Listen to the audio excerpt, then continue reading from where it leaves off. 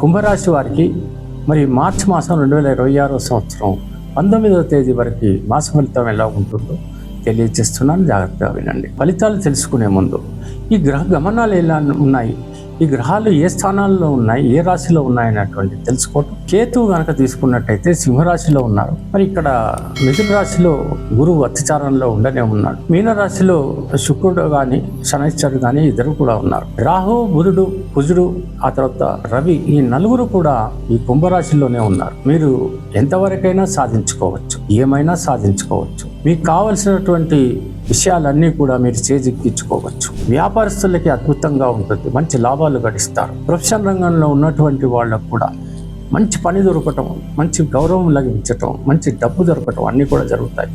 రాజకీయ రంగంలో ఉన్న వాళ్ళకు కూడా చాలా బాగుంది, వాళ్ళకు కూడా పదవులు లభించేటువంటి అవకాశాలు కనపడుతున్నాయి. చలనచిత్ర రంగం కూడా యాక్షన్ పిక్చర్స్ బాగా చాలా అద్భుతంగా సక్సెస్ అవుతాయి. ఇంపోర్ట్స్ ఎక్స్పోర్ట్స్ రంగం చాలా అద్భుతంగా ఉంటుంది. రియల్ ఎస్టేట్ మాత్రం కుదేలైపోతుంది, ఏమాత్రం బాగుండదు, జీరోలో ఉంటుంది. స్టాక్ మార్కెట్ ఏదైతే ఉంటుందో అంత బాగా నడిచేటువంటి అవకాశాలు లేవు, కొంత నష్టపోయేటువంటి పరిస్థితులు ఏర్పడవచ్చు. చాలా జాగ్రత్తగా ఉండాలి, ఖచ్చితంగా ధైర్యంగా ఉండాలి. కానీ కోపం, ఉద్రేకం మాత్రం పనికిరానటువంటి విషయం మీరు అర్థం చేసుకోవాలి. మీరు ఎంత నెగటివ్గా ఆలోచిస్తే అంత ఫలితం దుర్మార్గంగా ఉంటుంది. మీరెంత పాజిటివ్గా ఆలోచిస్తే అంత అద్భుతమైనటువంటి ఫలితం మీరు పొందగలుగుతారు. నోరు మంచిదైతే ఊరు మంచిది అన్నట్లుగా ఇంట్లో కూడా ప్రశాంతమైనటువంటి వాతావరణం ఏర్పడాలంటే మీరు తప్పకుండా ఎట్టి పరిస్థితుల్లో చికాకు పడకుండా ఉంటారు. ఎవరితోనూ కూడా మీరు అధికారంగా మాట్లాడకూడదు.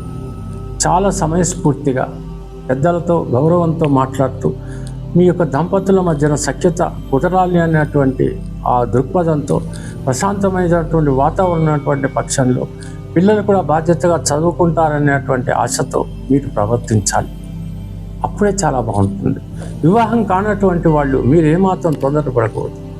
మీకు కావలసినటువంటి సంబంధాలు దొరికే వరకు కాస్త ఓపిక పట్టి దొరకగానే వెంటనే మీరు కనుక వివాహానికి వెళ్ళిపోతే అద్భుతమైనటువంటి జీవితాన్ని మీరు అనుభవించేటువంటి పరిస్థితులు ఏర్పడతాయి.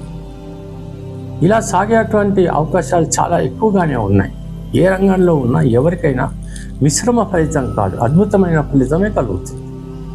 మరి ఇంకేముంది. కానీ దైవ ప్రార్థన అనేటువంటిది అతి ముఖ్యమైనటువంటి విషయం మీరు తప్పకుండా అర్థం చేసుకోవాలి. ప్రతిరోజు కూడా ఆ పరమశివుణ్ణి, శనైశ్వరుణ్ణి పూజించండి, అన్నీ మంచి జరుగుతాయి. దుర్గామాతను కూడా పూజించినటువంటి పక్షంలో మంచి ఫలితాలు మీకు ఖచ్చితంగా కలుగుతాయి. తప్పకుండా కోర్టు కేసుల్లో కూడా మీరు నెగ్గుకొస్తారు. తెలిసింది కదా. సెలవు. మరి ఉంటాను. నమస్కారం.